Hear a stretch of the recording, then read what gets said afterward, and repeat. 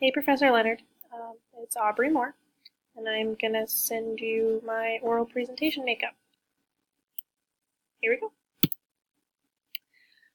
Today we're going to be discussing The Laugh of Medusa by Hélène Cixous.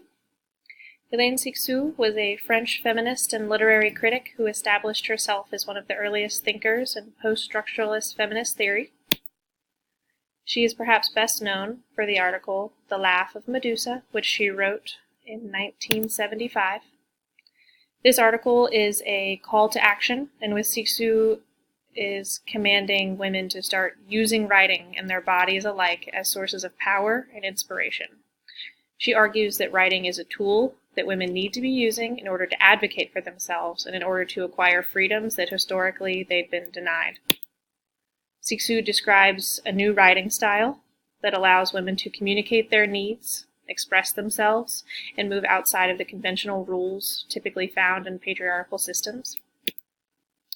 The Laugh of Medusa is essentially an ultimatum in which Cixous says that the future must no longer be determined by the past.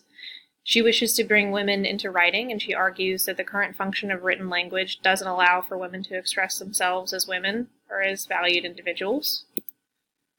The article itself is a call for a new feminine mode of writing, which Cixous refers to as white ink. She asserts that women can use this new writing style, white ink, as a means of attaining and expressing authority. She explores the ways in which the female body is closely connected with female authorship. And on that notion, she writes, which is one of the more famous quotes from the article, "Writing is for you.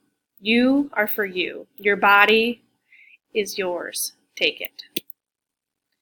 In The Laugh of Medusa, Cixous is not only explaining this new writing style, but essentially creating it by having written this article in that style. This article, written in the new style, allows women to claim authority because it was created on the basis of a woman doing just that. She's claiming authority by writing about her ability to do so. Cixous offers in the opening lines of the article this quote: "Women must write herself, must write about women and bring women to writing, from which they have been driven away as violently as from their bodies, for the same reasons, by the same law, and with the same fatal goal."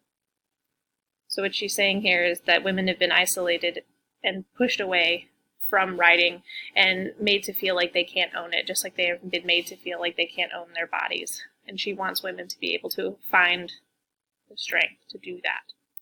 Women, she goes on to say, must put themselves into the text as into the world and into history by her own movement. People need agency. Women need to be showing agency. Step 1 in writing. Step 2 in their bodies. Step 3 in the world. This viewpoint deprioritizes the masculine form of reason completely, what you've seen more often than not throughout this class and other theorists like critiques and approaches to writing. Her article is also a pretty specific critique of logocentrism. Cixous' ideology is historically based and overtly political.